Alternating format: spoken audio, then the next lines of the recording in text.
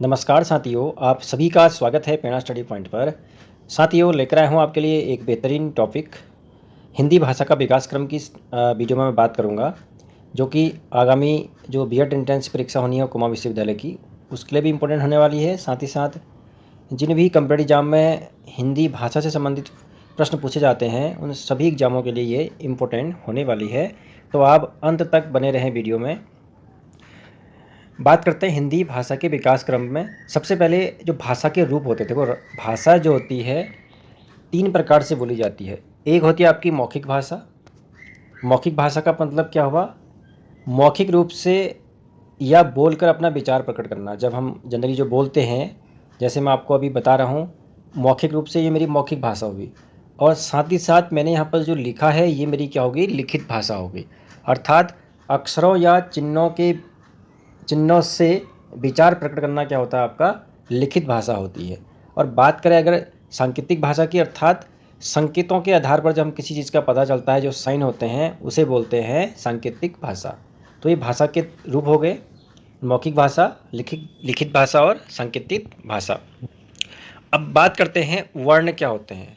देखो, भाषा के लिए ज़रूरी है वर्ण, शब्द, पद, वाक्य, तभी तो होगा ना। कंप्लीट सेंटेंस है जब आप बोलोगे, तभी तो पूरी कंप्लीट भाषा कहलाएगी। तो वर्ण क्या होते हैं? जैसे हम लोग बोलते हैं, ध्वनि का लिखित रूप जो होता है वर्ण होता है। मान लीजिए आपने कह दिया क कहा, है नहीं, क कहा, तो क मुँह से तो बोला आपने, मौखिक रूप से ध्वनि निकाली और कहा क, तो ये क क्या हो जाएगा? आपका वर्ण हो जाएगा, है नहीं। आपको पता है हिंदी में कुल वर्ण कितने होते हैं? स्वर और व्यंजन मिला के 52 वर्ण होते हैं। कितने होते हैं? टोटल 52 वर्ण होते हैं हिंदी में, स्वर और व्यंजनों को मिला के। अब बात करते हैं शब्द।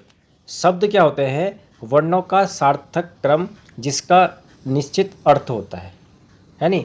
अर्थात जैसे मैं उदाहरण में लिखा है कमल, तो कमल जो होता है, कमल लिख तो दिया मैंने, तो 3 वर्ण है इसमें, ठीक है नहीं। तो वर्णों का सार्थक क्रम अर्थात एक फिक्स क्रम भी होना चाहिए।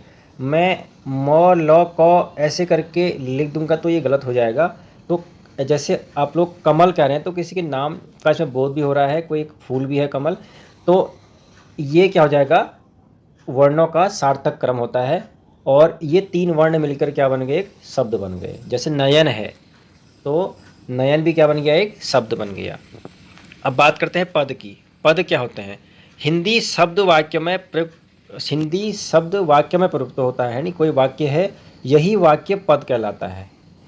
तो जैसे उदाहरण के लिए राम पढ़ाई करता है, तो इसमें आपको दिखेंगे 4 शब्द।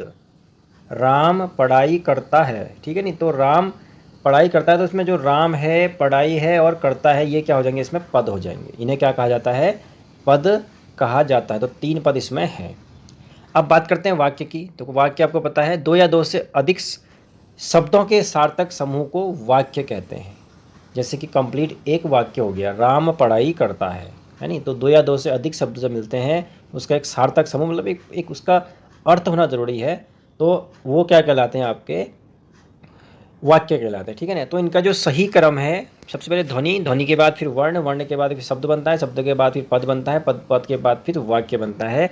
ये इसका जो है सही क्रम होता है। और अगर बात करें हम भाषा की सबसे छोटी इकाई की, तो भाषा की जो सबसे छोटी इकाई होती है वो वर्ण होती है।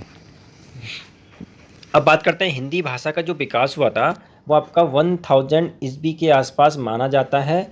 और भाषा परिवार के आधार पर देखा जाए तो हिंदी जो है भारोपीय भाषा, अर्थात इसमें यूरोप और भारत, ठीक है नहीं, दोनों भाषाओं का जो है इसमें मिश्रण है। तो भारोपीय भाषा परिवार की क्या है? ये भाषा मानी जाती है हिंदी। संस्कृत को हिंदी की देखो आदि जननी माना जाता है। ये कुछ फैक्ट टाइप के हैं, ये भी आप लोगों को जो है याद करने हैं, अपनी नोटबुक में नोट भी कर लेना आप। संस्कृत को हिंदी की आदि जननी माना जाता है, ठीक है नहीं। और सबसे प्राचीन भाषा कौन सी मानी जाती है? संस्कृत मानी जाती है। आपने देखा है वेदों की रचनाएं, जितने भी हमारे धार्मिक ग्रंथ हैं या प्राचीन ग्रंथों की जो रचना हुई है, वो संस्कृत भाषा में ही हुई है। इसे आर्य भाषा भी कहा जाता है। क्योंकि आर्य भाषा इसलिए कहा जाता है क्योंकि ऋग्वैदिक काल में, जिसमें पे जो वैदिक काल था, उसमें हमारे देश में कौन थे? आर्य थे, और उनकी भाषा क्या थी? संस्कृत थी। आर्य भाषा भी कहा जाता है, या इसको देववाणी भी कहा जाता है नहीं, देवताओं की भाषा भी इसको बोला जाता है। किसको? संस्कृत की बात मैं कर रहा हूँ। बात करते हैं आगे। हिंदी की उत्पत्ति सौरसेनी अपभ्रंश से मानी जाती है, ठीक है नहीं। तो सौरसेनी अपभ्रंश से इसकी उत्पत्ति मानी जाती है, किसकी? हिंदी की मानी जाती है। ये वाला फैक्ट भी आप लोग नोट कर लेना। अब हिंदी के अगर हम विकास क्रम की बात करें, सबसे पहले संस्कृत, संस्कृत से बना पाली, पाली से फिर प्राकृत हुआ, प्राकृत से फिर अपभ्रंश, अपभ्रंश के बाद फिर हिंदी। ये इसका विकास क्रम है हिंदी का। ये क्रम भी आप लोग नोट कर लेंगे, कभी कभी एग्जाम आता है। बात अगर पाली भाषा की करें, आपको पता है कि जो बौद्ध धर्म की जो भाषा थी वो पाली थी, और महात्मा बुद्ध ने भी अपने उपदेश किस में दिए थे? पाली भाषा में ही दिए थे। और बौद्ध धर्म के जो ग्रंथ भी हैं वो पाली भाषा में ही लिखे गए हैं। अब बात करते हैं अगर प्राकृत भाषा की, तो जैन धर्म की भाषा थी प्राकृत, और महावीर स्वामी ने भी अपने जो उपदेश दिए थे वो प्राकृत भाषा में दिए थे, और इसके ग्रंथ भी जो है प्राकृत भाषा में ही लिखे गए हैं। अब देखिए यहाँ से कुछ एक फैक्ट निकल सकते हैं आपके लिए। भारतीय संविधान में हिंदी का स्थान, ठीक है, जो हमारा कॉन्स्टिट्यूशन है उसमें हिंदी का स्थान कहाँ पर है? तो सबसे पहले 14 सितंबर 1949 को हिंदी को संविधान सभा द्वारा राजभाषा घोषित किया गया। भाई एक क्वेश्चन तो यहाँ से बन गया। 14 कब हिंदी को राजभाषा घोषित किया? कब किया था? 14 सितंबर 1949 को किया था। इसीलिए 14 सितंबर को हिंदी दिवस के रूप में भी मनाया जाता है, ठीक है नहीं। ये वाला फैक्ट भी आप लोग याद करेंगे। आगे बढ़ते हैं। आर्टिकल 343(1) में कहा गया, ठीक है नहीं। कभी कभी अगर ऑप्शन में आपके लिए 343 भी होगा तो वो भी राइट होगा। अनुच्छेद 343 के द्वारा हिंदी को संघ की राजभाषा और लिपि जो है देवनागरी लिपि होगी, है नहीं। देवनागरी लिपि कैसी होती है?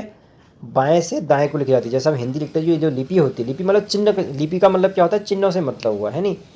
तो इसको जो लिपि क्या होगी इसकी? देवनागरी होगी। और जो संघ की राजभाषा होगी वो जो है क्या होगी आपकी? हिंदी होगी, है नहीं। राजभाषा क्या होती है? मतलब ऑफिशियल लैंग्वेज, है नहीं, जिसमें ऑफिशियल वर्क होता है, उससे मतलब हुआ। आगे बढ़ते हैं, देखते हैं। अनुच्छेद 344 के अनुसार 7 जून 1955 को बीजी खेर के अध्यक्षता में प्रथम राजभाषा आयोग की स्थापना की गई। भाई ये भी आप लोग इस फैक्ट को भी नोट कर लेना और याद भी कर लेना कि प्रथम राजभाषा आयोग कब गठित किया गया? 7 जून 1955 को किया गया। बात करते हैं हम विश्व हिंदी दिवस की। तो विश्व जो हिंदी दिवस है वो 10 जनवरी को मनाया जाता है। 10 जनवरी को मनाया जाता है विश्व हिंदी दिवस। इसकी घोषणा करी थी तत्कालीन मुख्यमंत्री पूर्व प्रधानमंत्री डॉक्टर मनमोहन सिंह द्वारा की गई थी। आगे बढ़ते हैं भाई। आगे है हिंदी भाषा के अंतर्गत 5 उपभाषाएं व 17 बोलियां बोली जाती हैं। तो हिंदी भाषा के अंतर्गत जो उपभाषाएं हैं और उनके अंदर जो बोलियां हैं उनकी हम बात करेंगे। तो हिंदी भाषा की जो उपभाषाएं हैं वो कितनी हैं? 5 हैं। कौन कौन सी है? पश्चिमी हिंदी, राजस्थानी, बिहारी, पूर्वी हिंदी और पहाड़ी। ये 5 उपभाषाएं हैं हिंदी की। अब इन उपभाषाओं में बोलियों की बात भी हम करेंगे। तो पश्चिमी हिंदी, जिसकी उत्पत्ति हुई आपकी सौरसेनी अपभ्रंश से।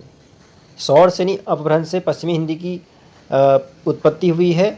और इसकी जो बोलियां हैं वो है आपकी खड़ी बोली, इसे कौरवी भी कहा जाता है, ब्रजभाषा, कन्नौजी, बांगरू या हरियाणी या बुंदेली। तो टोटल 5 बोलियां हैं आपकी पश्चिमी हिंदी की। कौन कौन सी हैं? खड़ी बोली, ब्रजभाषा, कन्नौजी, बांगरू या हरियाणी या बुंदेली।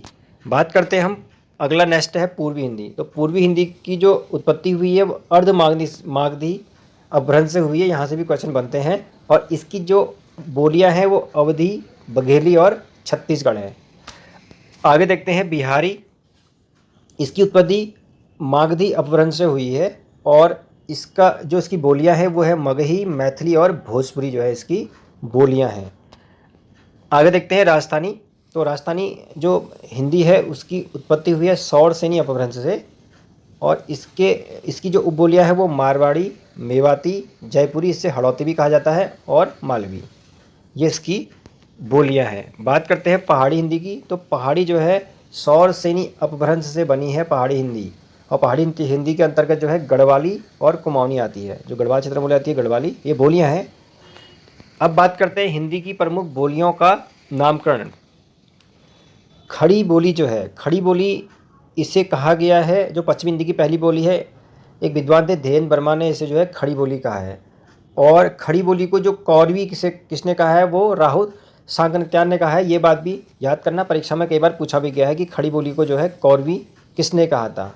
उसके बाद बिहारी बोली को जो बिहारी नाम दिया वो दिया ग्रियर्सन ने, और राजस्थानी बोली को राजस्थानी नाम दिया आपका ग्रियर्सन ने। उसके बाद भोजपुरी को जो है भोजपुरी नाम दिया है रेमंड ने। इसके बाद मैथिली जो नाम मिला है वो कोलब्रुक से मिला है। उसके बाद डिंगल जो है ये राजस्थान की भाषा है, इसे जो है वालीलॉन्ग लाल ने जो है कहा है डिंगल। अब कुछ फैक्ट है इसमें। खड़ी बोली का अन्य नाम जो है कौरवी है भैया, ये ध्यान देना। किसने कहा था, ये बताया था मैंने, राहुल सांकृत्यायन ने कहा था खड़ी बोली को कौरवी। यहाँ से भी सवाल ऐसे पूछे जाते हैं। खड़ी बोली का प्रथम जो कवि है वो अमीर खुसरो है। प्रथम कवि कौन है, अमीर खुसरो। खड़ी बोली का प्रथम महाकाव्य प्रिय प्रवास है। उसके बाद आगे बढ़ते हैं, लिखा किसने था प्रिय प्रवास, अयोध्या सिंह उपाध्याय ने लिखा था। खड़ी बोली का सबसे प्रसिद्ध महाकाव्य है कामयानी, जो लिखा गया था जयशंकर प्रसाद द्वारा। किसके द्वारा लिखा गया था, जयशंकर प्रसाद के द्वारा। खड़ी बोली का सर्वप्रथम प्रयोग जो है लल्लू लाल और सदर मिश्र ने किया था, ठीक है नी। और अपभ्रंश का जो भाषा काल है वो आपका 500 से लेकर के 1000 ईस्वी तक का है। तो ये खड़ी बोली से कुछ फैक्ट थे, ये कुछ फैक्ट थे खड़ी बोली के, इनको भी आपको नोट करना है। तो ये कुछ हिंदी भाषा की उपभाषाएं थी। परीक्षा में यहाँ से प्रश्न पूछे जाते हैं कि पश्चिमी हिंदी की उत्पत्ति किस अपभ्रंश से हुई है या पहाड़ी हिंदी की उत्पत्ति किस अपभ्रंश से हुई है। बाकी इनका जो क्षेत्र है, क्षेत्रों की अगर हम बात करें, जो पश्चिमी हिंदी है वो जनरली जैसे दिल्ली मेरठ है, सहारनपुर है, इधर आपका मुरादाबाद है, रामपुर है, इधर देहरादून की बेल्ट है, ये मुजफ्फरनगर, इन सारे क्षेत्रों में जो है खड़ी बोली बोली जाती है। उसके बाद पश्चिमी हिंदी, ठीक है। तो पश्चिमी हिंदी के अंतर्गत जो सभी भाषाएं आती हैं, जैसे ब्रज भाषा है, कन्नौजी है, बांगरू है, हरियाणी है, बुंदेली है, ये सारी की सारी जो हैं पश्चिमी हिंदी के अंतर्गत आती हैं। जैसे ब्रज भाषा का अगर हम क्षेत्र करेंगे तो ब्रज भाषा जनरली मथुरा, आगरा, जैसे ये मैनपुरी, इटावा जो ये बेल्ट है पूरी की पूरी, जैसे बरेली है, फिरोजाबाद है, इन क्षेत्रों में ब्रज भाषा बोली जाती है। उसके जैसे कन्नौज की बात करेंगे तो इटावा है, जैसे कानपुर है, लखनऊ के आसपास का जो एरिया है। इसके अलावा जैसे हरदोई है। तो ज़्यादातर ये जो पश्चिमी हिंदी बोली जाती है वो आपकी बोली जाती है यूपी में, है नी। उसके बाद जब बुंदेली है, देखो बुंदेलखंड, झांसी, ग्वालियर, ये जो लगे हुए ज़िले हैं, जैसे आपका हमीरपुर है। उसके बाद भोपाल के कुछ ज़िले लगे हुए, जैसे भोपाल हो गया, उसके बाद पन्ना हो गया। तो ये कुछ ज़िले जो आपके कुछ एरियाज एमपी के बीच में लगे हुए हैं। बाकी जो हरियाणी है आप समझ सकते हैं, हरियाणा से अम्बाला है, हिसार है, ये आपका करनाल है, रोहतक है, इन ज़िलों पर ये जो हिंदी बोली जाती है। तो कुल मिलाकर कह सकते हैं कि यूपी, हरियाणा, थोड़ी बहुत एमपी का कुछ एरिया खड़ी बोली ये पश्चिमी हिंदी के अंतर्गत आता है, क्योंकि बोलियाँ इसकी हैं। उसके बाद जैसे पूर्वी हिंदी है हमारी, तो पूर्वी हिंदी की अगर हम बात करेंगे तो इसमें इसकी जो बोलियाँ हैं अवधी, बघेली और छत्तीसगढ़ी है। तो अवधी जैसे फैजाबाद है, रायबरेली है, प्रतापगढ़ है, लखनऊ है, जैसे सीतापुर है, इन क्षेत्रों में खड़ी बोली ये पूर्वी हिंदी बोली जाती है, मतलब अवधी जो बोली है नी। उसके बाद जैसे बघेली है, अगर हम बात करें बघेली की, तो बघेली मैक्सिमम जैसे आपके जो एमपी के ज़िले हैं, जैसे जबलपुर है, रीवा है, इस टाइप के जो जैसे सतना है, तो इन ज़िलों में जो है बघेली बोली जाती है, और ये पूर्वी हिंदी का ही भाग है। उसके बाद जो छत्तीसगढ़ी है, तो छत्तीसगढ़ में छत्तीसगढ़ राज्य, जैसे बिलासपुर है, रायपुर है, आपका रायगढ़ है, इस प्रकार के कुछ इन क्षेत्रों में जो है आपकी छत्तीसगढ़ी बोली जाती है, और ये किसका पार्ट हो गया आपका पूर्वी हिंदी का। तो पूर्वी हिंदी का जो क्षेत्र अगर जनरली देखें इंडिया के संदर्भ में, तो एमपी, उसके बाद छत्तीसगढ़, और उसके बाद कुछ एरिया जो है आपका यूपी का, लखनऊ सीतापुर, ये वाला जो बेल्ट है आपकी, इन बेल्टों में बोली जाती है। बाकी जो बिहारी है, देखो उत्पत्ति आपको पता है अपभ्रंश जो है मागधी अपभ्रंश से हुई है। उसके बाद इसके मगही, मैथिली और भोजपुरी, आपको पता है भोजपुरी बिहार में बोली जाती है। जैसे बलिया है, देवरिया है, मिर्ज़ापुर है, ये बिहार के कुछ ज़िले हैं। जैसे आपका मैथिली बोली जाएगी दरभंगा, सीतागढ़ी, क्योंकि इतना डीप देखो आता नहीं, मैं आपको केवल समझने के लिए ये बता रहा हूँ। जैसे मगही है तो मगध, जैसे पटना वगैरह है, पटना, गया, नालंदा, मुंगेर, ये कुछ ज़िले हैं। तो कम्प्लीटली जो आपकी बिहारी हिंदी, जैसे बिहारी हिंदी तो पूरी जो है बिहार के अंदर बोली जाती है कम्प्लीटली। उसके बाद जैसे बात करते हैं हम राजस्थानी की, राजस्थानी जैसे मारवाड़ी, मेवाती, जयपुरी, मालवी, ये कम्प्लीटली जो राजस्थान के कुछ जैसे मारवाड़, जैसे जोधपुर है, बीकानेर है, जैसलमेर है, जहाँ पर आपकी मारवाड़ी बोली जाती है। मेवाती, जैसे मेवाती को आप थोड़ा बहुत दिल्ली में भी बोली जाती है, जैसे गुड़गांव, अलवर, भरतपुर, ये कुछ ज़िले आपके लगे हुए हैं एनसीआर से, तो यहाँ पर मेवाती बोली जाती है। उत्तरी राजस्थानी बोली भी इसको बोला जाता है। उसके बाद जैसे आपकी ये जयपुरी है या हड़ौती, जैसे जयपुर हो गया, अजमेर, उसके अगल बगल जो लगे ज़िले हैं, है नहीं, तो जैसे जयपुर, अजमेर, इन ज़िलों में बोली जाती है आपकी राजस्थानी। इसके अलावा मालवी जो है, मालवी, इसको दक्षिणी राजस्थानी भाषा बोला जाता है। जैसे चित्तौड़गढ़ है आपका, चित्तौड़गढ़। इसके अलावा जैसे इंदौर है, जैसे एमपी का इंदौर है। तो कुछ हल्के से कुछ ज़िले जो हैं, जैसे गुना है, ये एमपी के लगे हुए ज़िले, साथ ही साथ राजस्थान के, जैसे उज्जैन है आपका, है नहीं। तो इस प्रकार से मालवी कुछ इलाका इसमें राजस्थान का है, बाकी कुछ ज़िले इसमें एमपी के भी इंक्लूड हैं।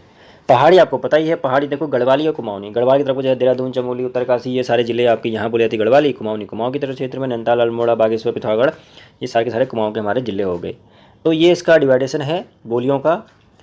आई होप कि आपको समझ में आया होगा, क्योंकि देखो ये किन क्षेत्रों में बोली जाती है ऐसे करके बहुत इतना डीप क्वेश्चन तो नहीं आने वाले हैं, बट इतना ध्यान देना कि इन भाषाओं की, जैसे खासकर पश्चिमी हिंदी और जैसे पहाड़ी है हमारी, इसके अपभ्रंश क्या क्या हैं ये पूछा जा सकता है, और उपभाषाएँ कितनी हैं, बोलियाँ कितनी हैं, या खड़ी बोली से सवाल बनते हैं।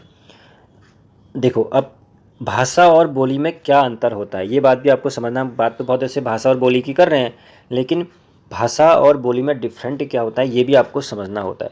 देखो भाषा क्या होता है, इसका क्षेत्र जो है व्यापक होता है। एक व्यापक क्षेत्र में भाषा होती है, जैसे मैंने अभी आपको बताया ना, पश्चिमी हिंदी का जो बेल्ट बताई, कम्प्लीटली मैक्सिमम यूपी के ज़िले जो हैं, लगभग 90% यूपी जो है वो पश्चिमी हिंदी बोली जाती है वहाँ पर, है नहीं। तो इसका क्षेत्र क्या हो जाएगा, व्यापक हो जाएगा। अब उसमें आपने देखा पश्चिमी हिंदी के अंदर कई बोलियाँ थी, तो जैसे कौरवी थी आपकी, कौरवी या खड़ी बोली, जैसे ब्रज भाषा है, कन्नौजी है, बुंदेली है, बांगरू है। तो इतने बेल्ट मैंने कब 90% कवर अप तो करा, लेकिन इसके अंतर्गत उसमें कन्वर्ट हो गया बोलियों में, तो उसका क्षेत्र जो है सीमित होता है बोलियों का। बोलियाँ कुछ फिक्स जगह बोली जाती हैं, मान लिया 8-10 एरियाज़ में, 8-10 ज़िलों में कह सकते हैं वो बोली बोली जा सकती है, लेकिन उसके बाद थोड़ा बहुत जैसे आगे बढ़ेंगे 10-12 ज़िलों के बाद, फिर वो शायद वहाँ पर बोली फिर चेंज हो जाएगी, ऐसा होता है। भाषा लिखित और मौखिक दोनों रूप में पाई जाती है, बिल्कुल 100% है। भाषा को हम बोल भी सकते हैं, उसके बाद भाषा को हम लिख भी सकते हैं प्रॉपर, ठीक है नहीं। बोली केवल मौखिक रूप में ही पाई जाती है। मैक्सिमम चीज़ आप देखोगे तो बोली कहीं पर लिखित आपको बहुत कम मिलेगा, तो जनरली लोकल की लैंग्वेज होती है, तो वहाँ पर क्या होता है कि वो केवल मौखिक रूप में ज़्यादा बोली जाती है। भाषा में साहित्यिक रचनाएं बहुत अधिक होती हैं, बिल्कुल 100% बात है। तो ज़्यादातर जो साहित्यिक रचनाएं होती है वो भाषा में ही होती हैं। बोली में साहित्यिक रचनाएं बहुत कम होती हैं, मैं नहीं कह रहा हूँ नहीं होती हैं, लेकिन कम होती हैं साहित्यिक रचनाएं उस बोली में। और भाषा का प्रयोग राजकार्य के लिए किया जाता है, बिल्कुल किया जाता है। जब भाषा का प्रॉपर प्रयोग किया जाता है वो राजकार्य के लिए किया जाता है, लेकिन बोली का राजकार्य के लिए कोई भी प्रयोग नहीं किया जाता है। उसके बाद भाषा में कई बोलियां हो सकती हैं, बार बार वही बात मैं कई बार लगातार कंटिन्यू वीडियो में रिपीट कर रहा हूँ, लेकिन बोली में भाषा नहीं होती है, ये बात कन्फर्म है आपको, है नहीं। तो ये बोली और भाषा में डिफरेंट है, तो आपको समझना है। तो इस वीडियो में इतना ही। आई होप कि आपको वीडियो पसंद आएगी। एक बार कमेंट बॉक्स में मुझे कमेंट करके अपनी प्रतिक्रिया अवश्य दें भाई, आपकी प्रतिक्रिया से मुझे एनर्जी मिलती है। और फिर मैं नेक्स्ट वीडियो आपके लिए एक और लाने वाला हूं, जो मैंने आपको पहले भी प्रॉमिस किया था। आज 13 है, कल मैं अपलोड कर दूंगा, या हो सकता है आज एक और वीडियो आ सकती है शाम तक। तो वो आपका रह गया, मैंने आपको बताया था आदिकाल और भक्तिकाल, जो इसमें लिटरेचर का जो पार्ट था, इसमें रीतिकाल और आधुनिक काल एक टॉपिक रह गया है। और आप जब भी एंट्रेंस पेपर देने जाएं तो इन वीडियो को एक बार अवश्य पढ़ के जाएं, निश्चित रूप से आपको 101% इसमें से आपको हिंदी के क्वेश्चन फंसेंगे ही फंसेंगे। देखो लड़ाई हमारी एंट्रेंस परीक्षा में केवल होती है गवर्नमेंट सीट के लिए। गवर्नमेंट सीट लाना हमारा, अब देखो आप क्वालिफाई भी हो जाएंगे, 80 नंबर में पास होता था 200 में से, तो 80 नंबर आराम से आ जाते हैं, कोई बड़ी बात नहीं है। क्वालिफाई हो गए, कहीं पर कोई सीट खाली भी है तो मैनेजमेंट कॉलेज ले लेते हैं वो लोग, बुला बुला के जो है, आप क्वालिफाई अगर कर गए हैं तो भैया कहते हैं हमारे यहाँ से कर लो, और बहुत ज़्यादा फीस में वो करवा देते हैं, फीस बहुत ज़्यादा होती है। तो मेन उद्देश्य होता है कि गवर्नमेंट अच्छे खासे शहरों में मिल जाता है, सरकारी मिलती है, बहुत कम फीस में आपको हो सकता है, कई सुविधाएं उसमें मिल जाती हैं गवर्नमेंट सीट में। तो उसके लिए आपको कम से कम 200 में से 150 प्लस तो करने पड़ेंगे, इससे नीचे कट ऑफ नहीं आएगी, ये बात ध्यान देना। तो जो जो स्कोरिंग विषय होते हैं उन पर आप जो है स्कोर करें, जिन पर आप एफर्ट कर सकते हैं, जो लगता है कि आपको एक मेरे हमारे रडार में है, इस पर हम अच्छे मार्क्स ला सकते हैं, तो उनकी उसमें जो है अच्छे खासे स्कोर करने की कोशिश कीजिए। तो इस वीडियो में इतना ही, नेक्स्ट मिलते हैं नेक्स्ट वीडियो में, तब तक के लिए धन्यवाद।